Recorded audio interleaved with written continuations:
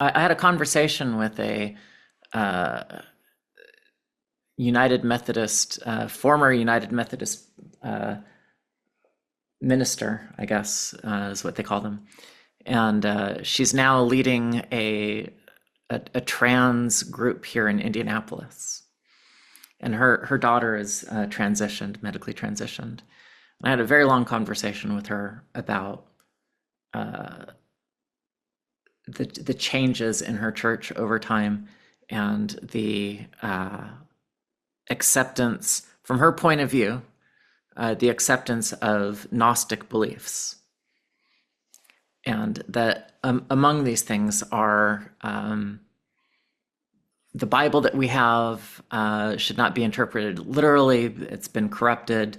The patriarchy has changed the message of the Bible so that it reflects the needs of the patriarchs.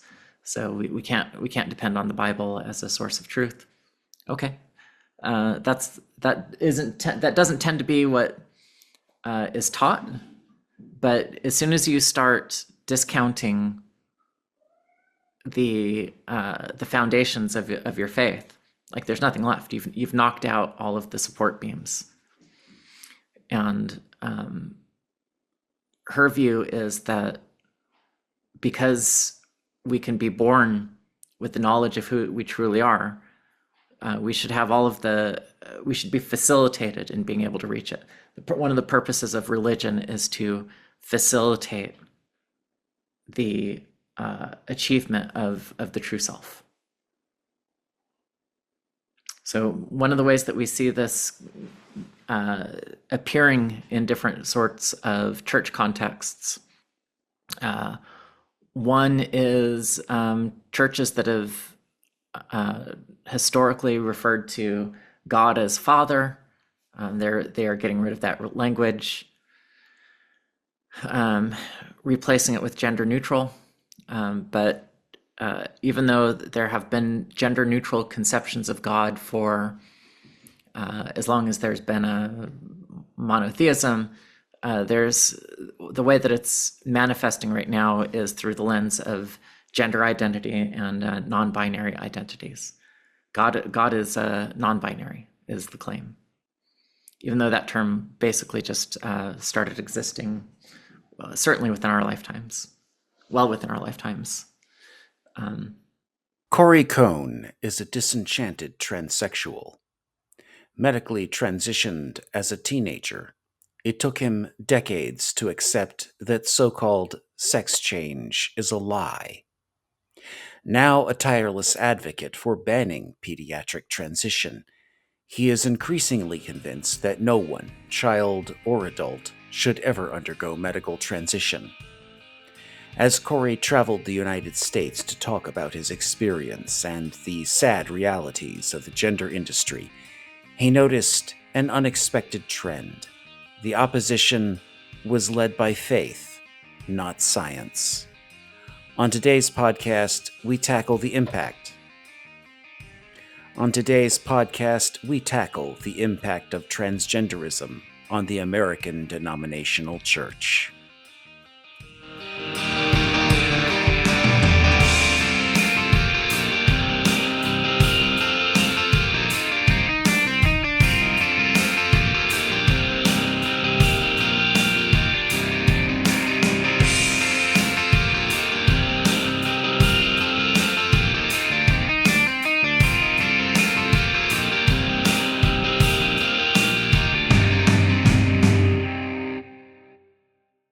So, for people who are just getting to know you for the first time and are hearing this story, you've just explained the background, but what role did faith play in shaping that journey? Because even people who might know you would not be familiar maybe with this part of the story. Sure. So I describe myself as a spiritually feral child. My father was Jewish, but he did not share his religious beliefs with his family. My mother didn't have any sort of religious background at all. Not that she's an atheist, but she believes in, nature, or however she says it. It's not a very clear set of beliefs at all. So there's no sort of religious morality that I was ingrained with outside of what you get from a secular public school education. And we grew up in, Gen X, we grew up thinking how enlightened we were to not have religion, because that's for old civilizations. We're in the new century. We don't need that sort of thing.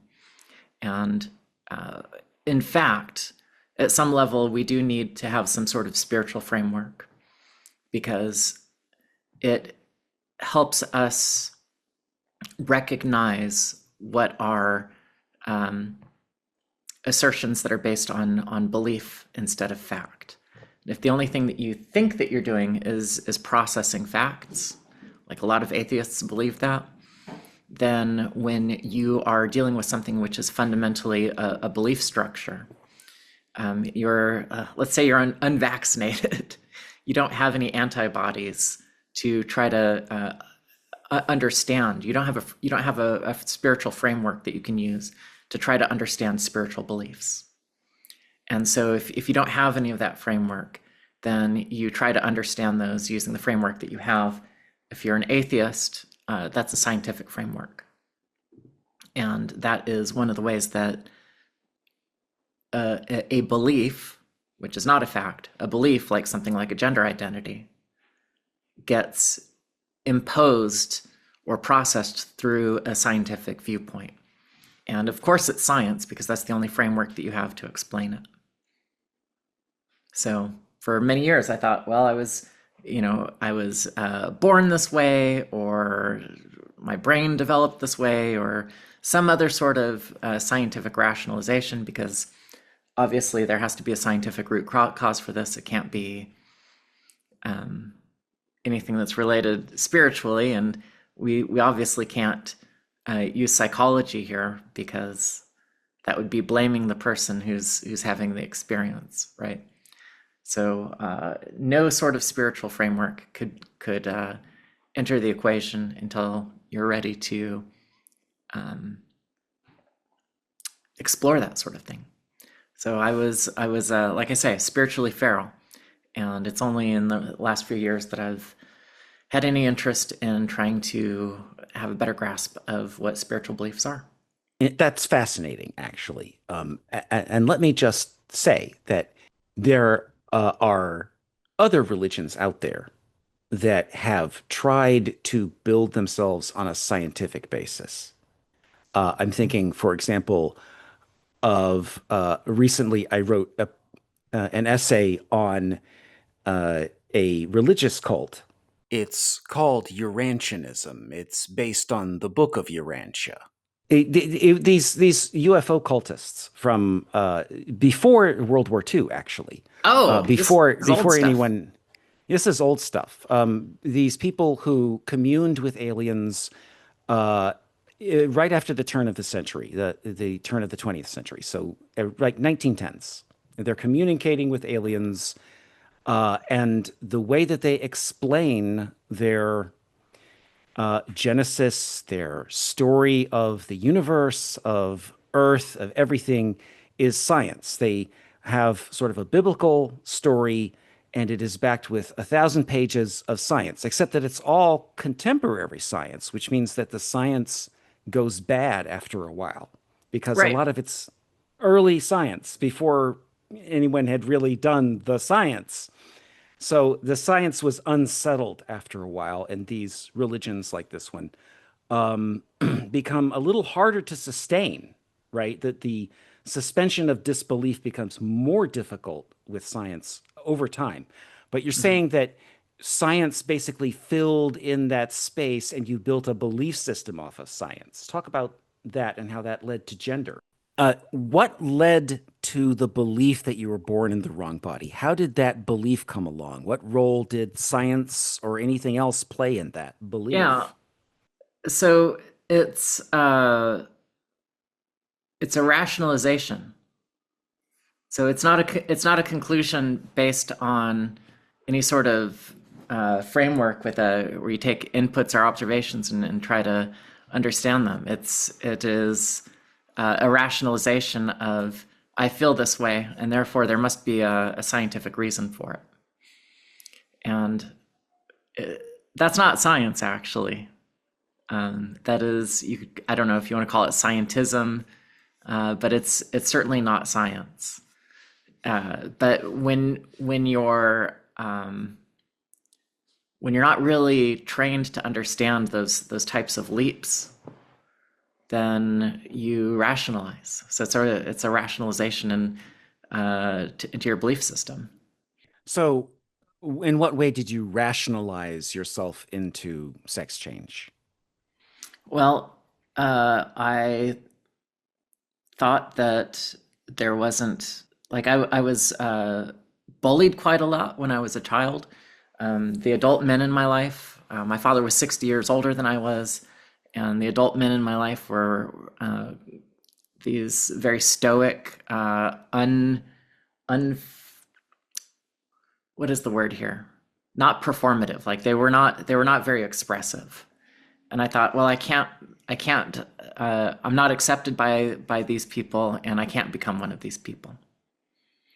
And the reason for that must be because I'm not one of these people, right? Sort of an ugly duckling sort of issue here.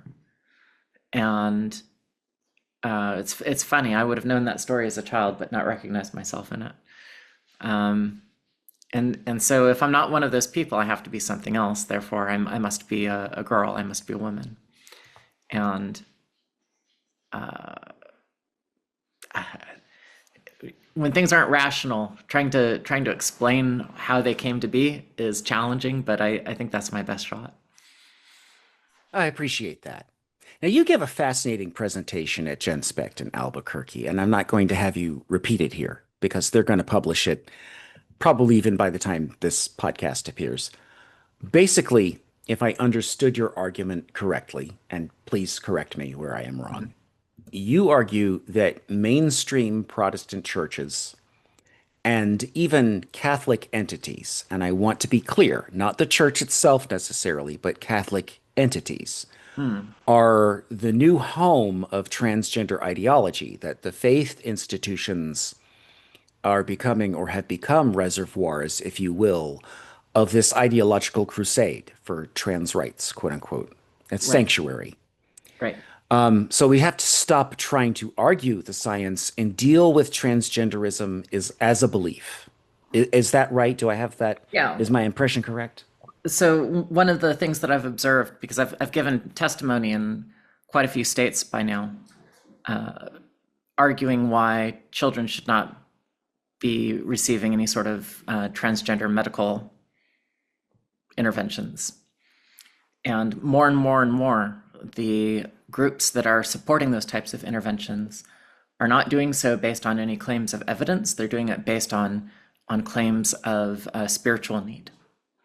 So these types of interventions, from their point of view, they say that these help children become their true selves, their authentic selves.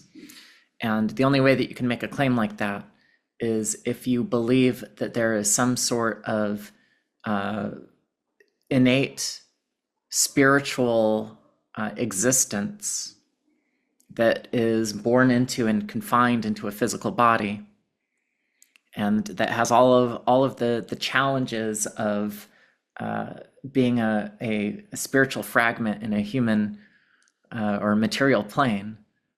And if we want to give somebody the opportunity to experience their whole truth, they have to have these medical procedures, right? That's the rational. That's their rationale, and it's all based on. It's not based on evidence, but it's based on all of these religious rationalizations. Because they're not doing it based on evidence. They're doing it based on a spiritual idea Right. of the person. Right. And you noticed that this was happening as you went around the country testifying for legislation to stop the pediatric transition. Right. And these encounters, I guess, were surprising you.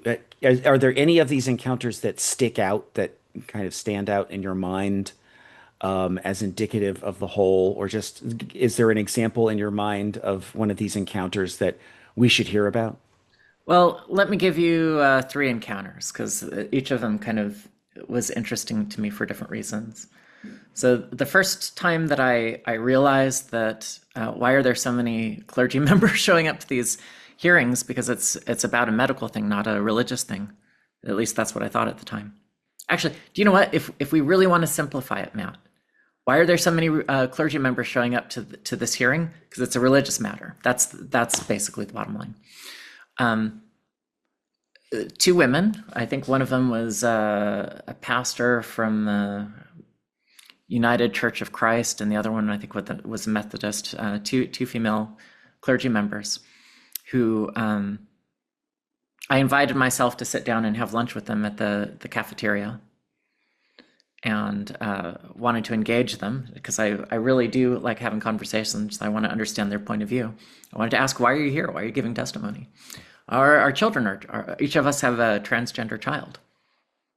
Oh, okay. Well, the reason I'm here, like they ask, well, why are you here? Well, I'm here because WPATH, their 2022 standard of care that they released was not a medical document at all. It really it gives no guidance, and it just basically is a blank check for harming children.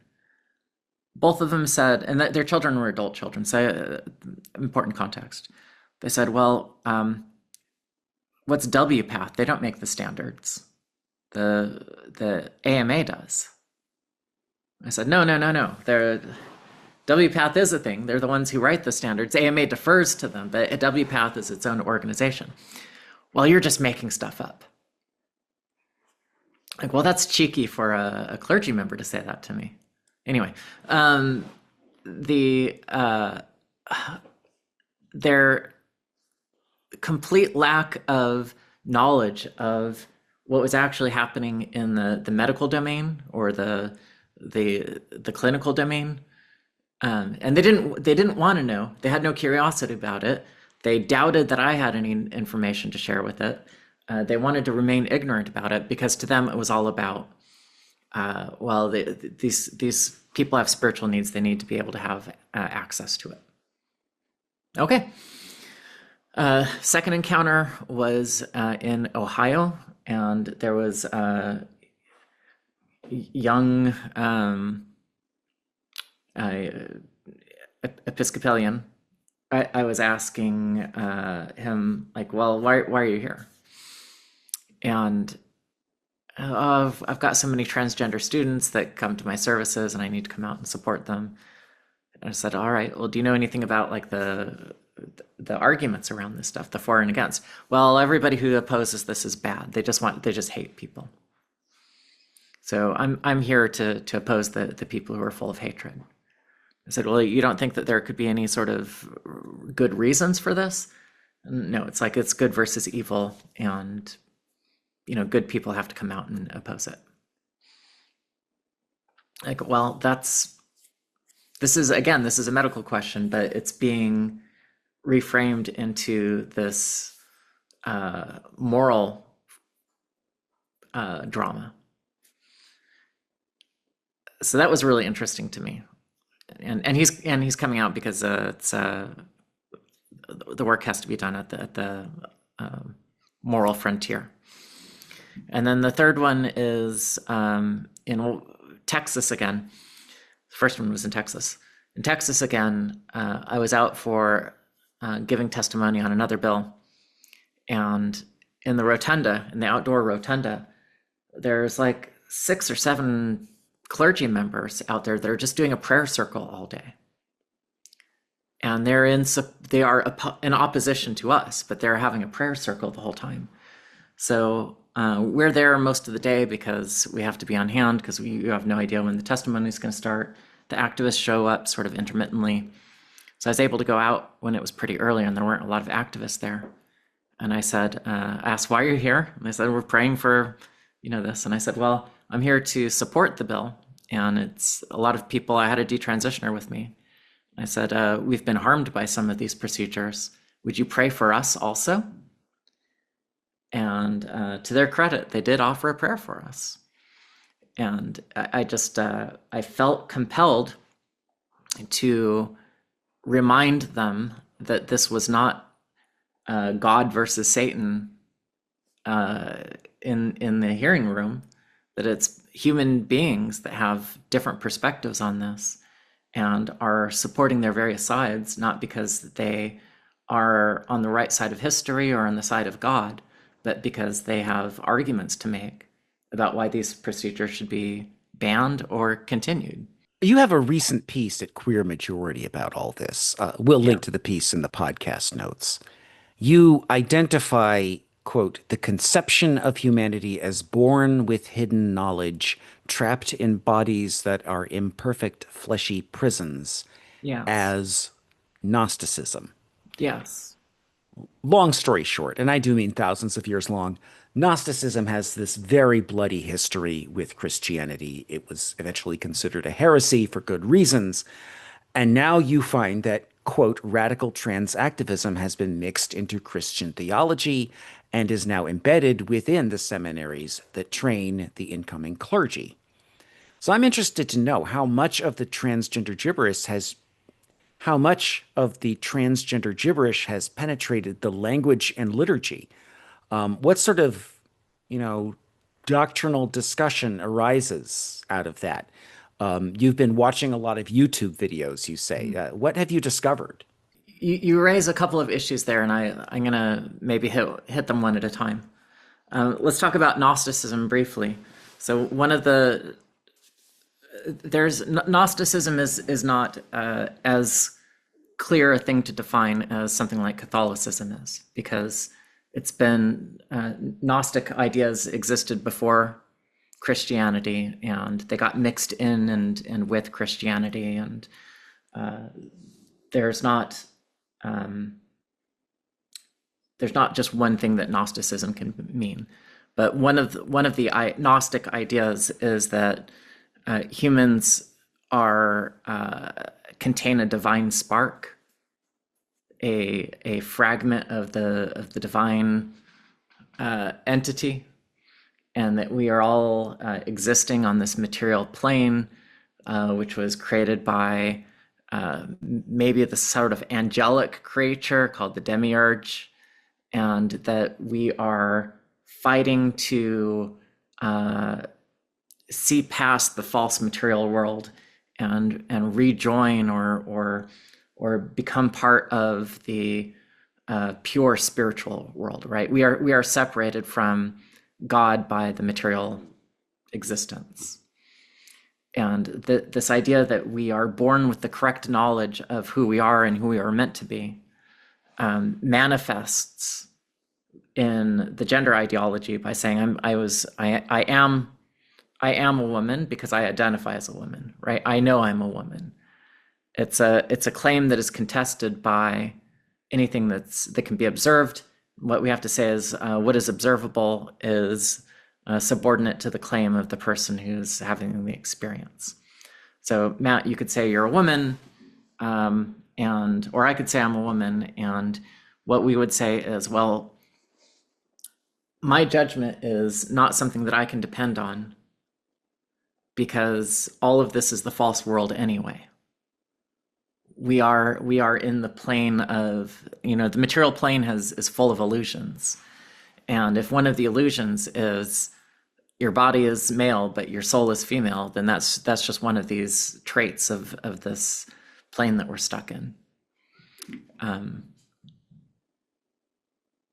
That goes against Orthodox Christianity, and Orthodox I mean in a general sense, not Eastern Orthodox. I had a conversation with a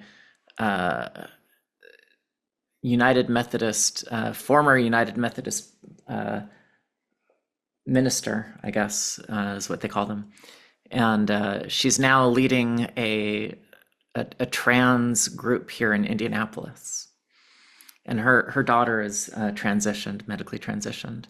And I had a very long conversation with her about the changes in her church over time and the acceptance, from her point of view, the acceptance of Gnostic beliefs. and that among these things are the Bible that we have should not be interpreted literally. It's been corrupted. The patriarchy has changed the message of the Bible so that it reflects the needs of the patriarchs. So we can't depend on the Bible as a source of truth. Okay, that doesn't tend to be what is taught. But as soon as you start discounting the foundations of your faith, like there's nothing left. You've knocked out all of the support beams. And her view is that because we can be born with the knowledge of who we truly are, we should have all of we should be facilitated in being able to reach it. One of the purposes of religion is to facilitate the achievement of the true self.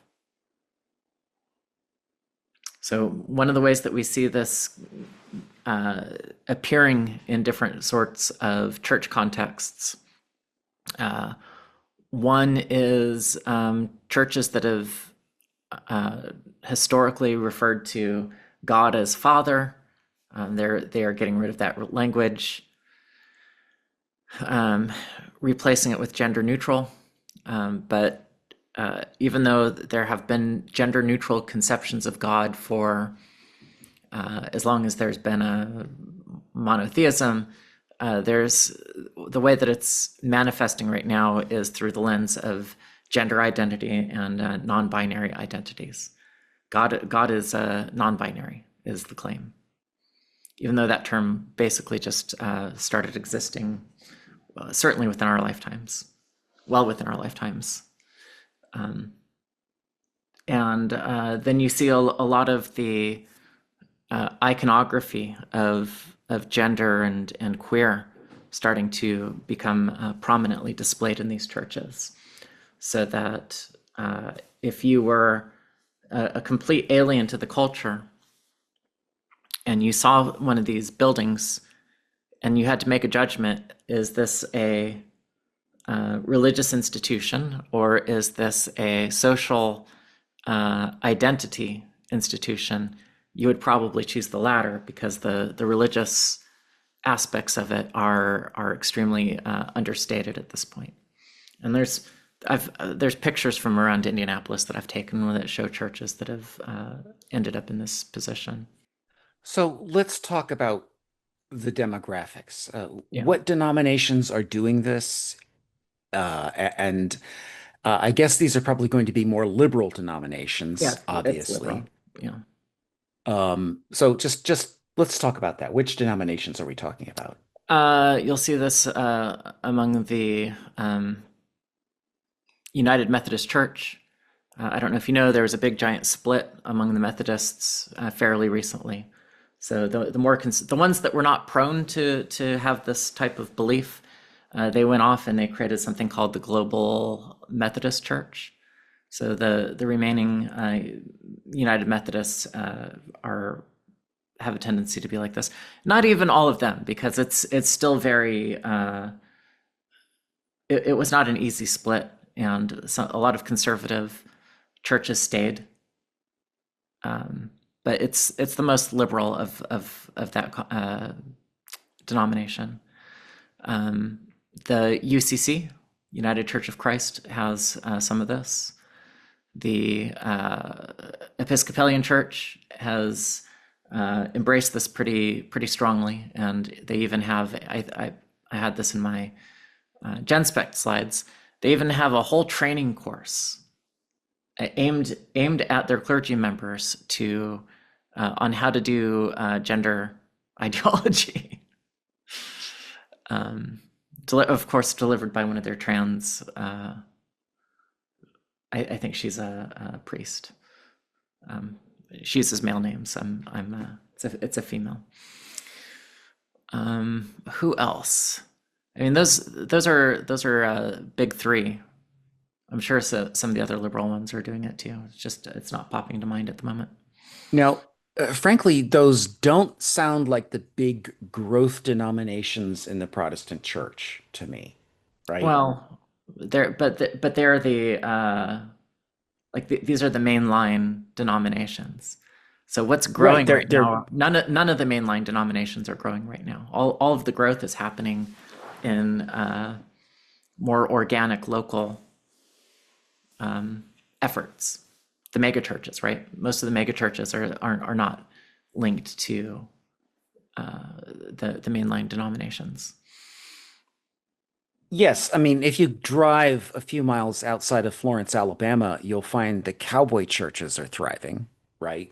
Mm. The non-denominational Christianity is doing very well. My question about this is these don't seem to be denominations that were surging, that were on the upswing, right? These were No, not.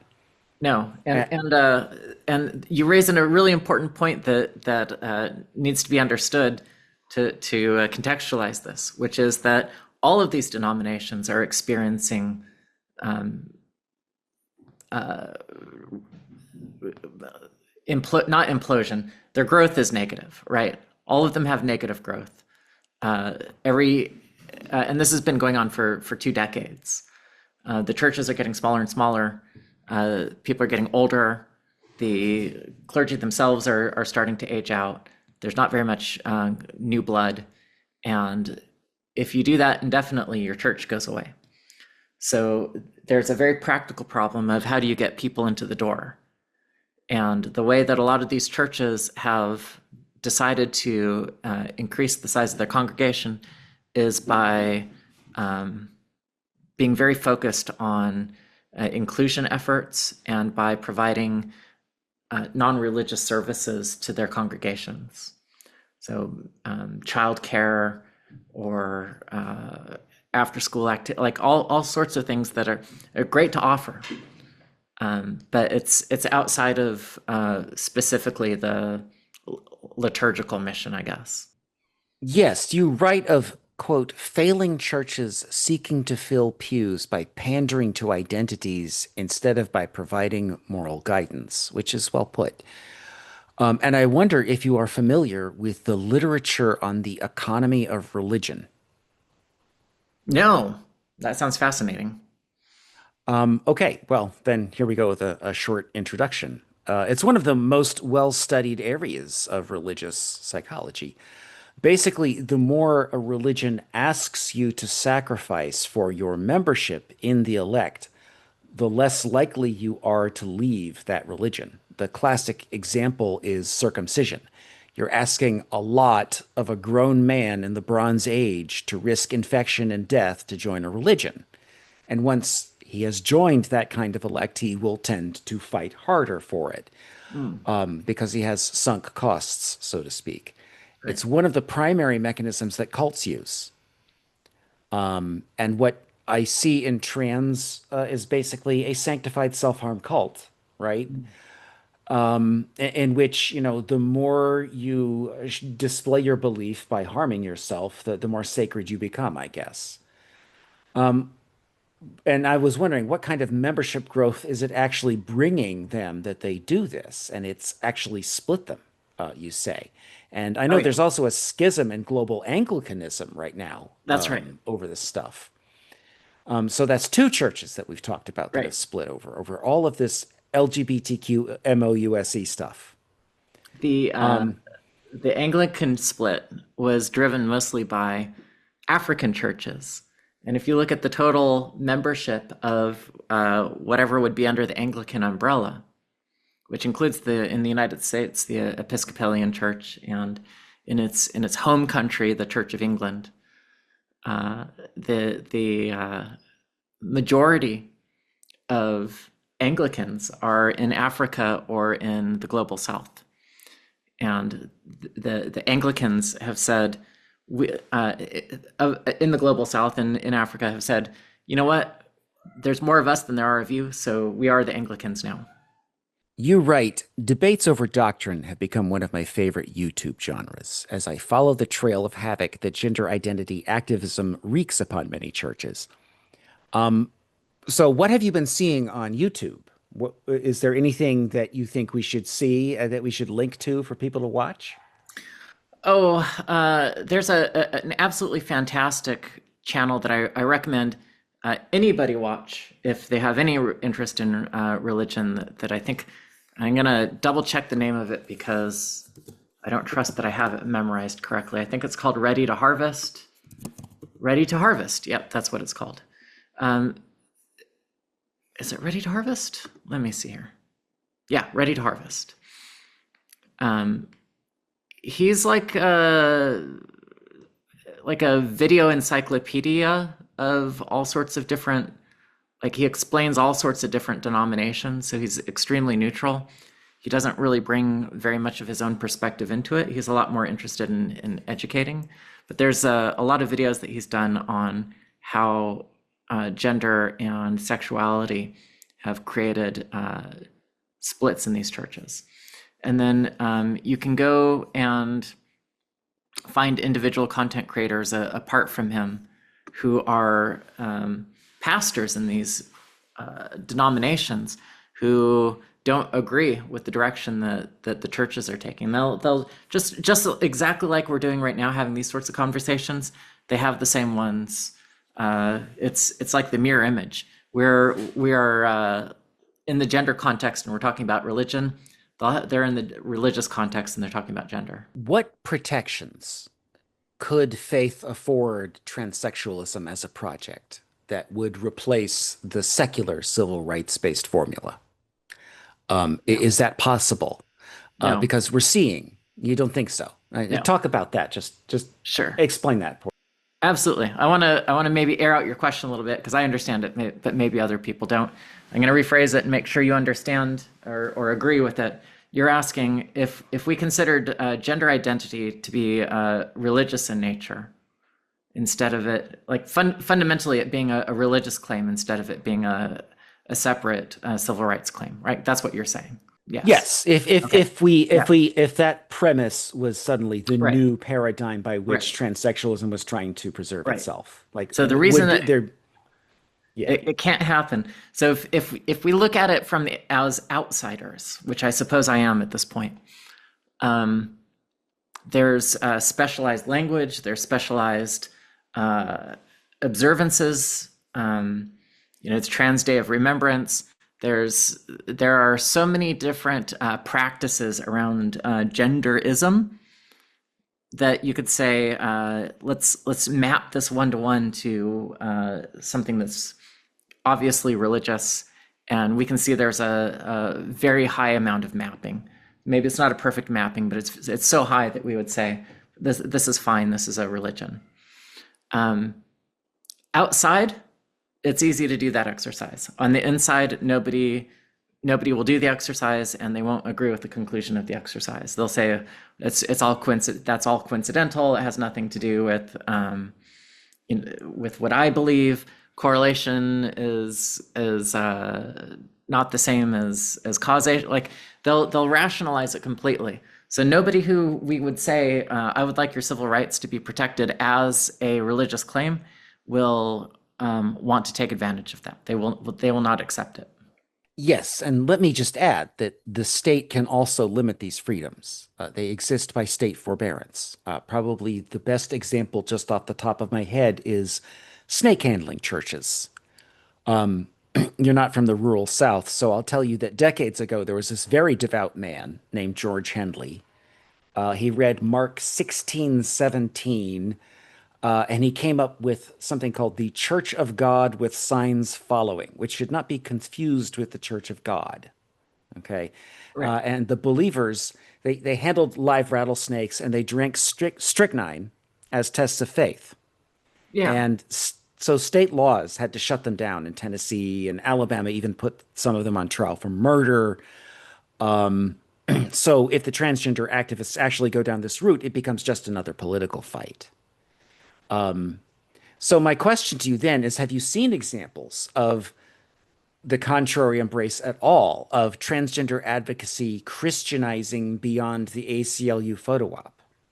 Is the transgender community ready to embrace the faith community, do you think? Is that something that's going to happen, or is Yeah. that not in the offing? So locally, The transgender activists have been they have the same goals as the churches do, and so there have been alliances made between them. And the churches who are extremely welcoming and opening have embraced the trans activists, but in fact, the gender ideology, even though it's something that has infected some of these churches, the Christianity is not going to infect gender ideology. The virus it is the parasite. It does not want to be its own host. So, to the extent that the gender gets into the church, it is to transform the church, not to transform the gender identity or ideology.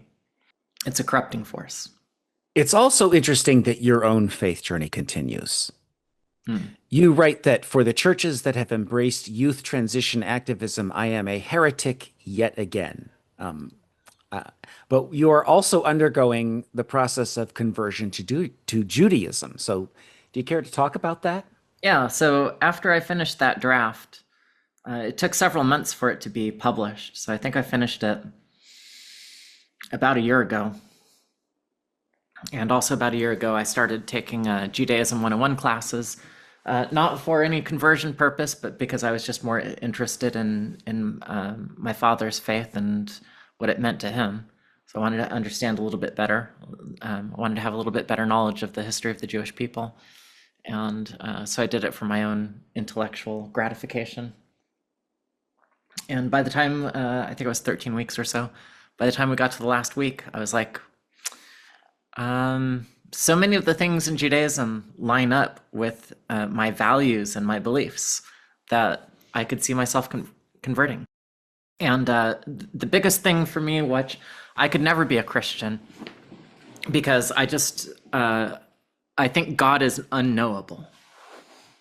Our brains are too, it's just a couple pounds of meat. And the universe is vast, and our brains are extremely not. And so the idea of a personalized God who's sitting in the clouds and listening to every prayer, and who sent his son down to die as a sacrifice for our sins, like none of that has ever made any sense.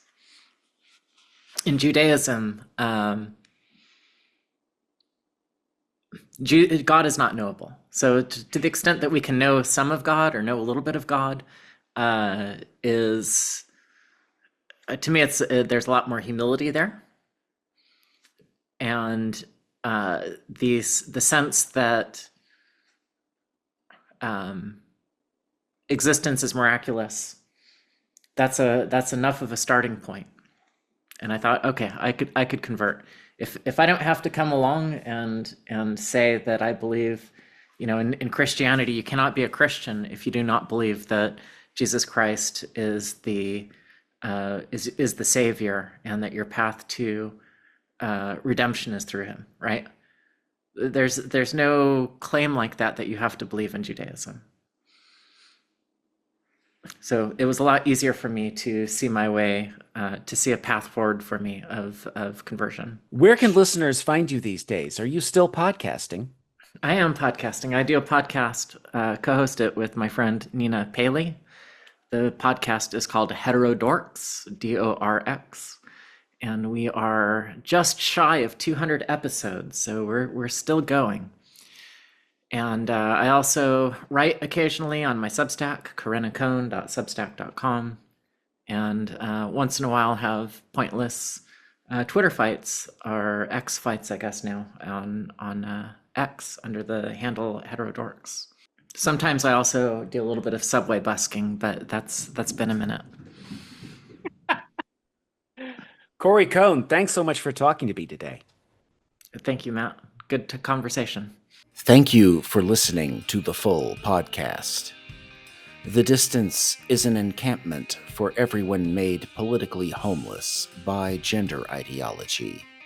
Visit our website at www.thedistance.org. support.thedistancemag.com to support our work with a monthly or annual premium subscription.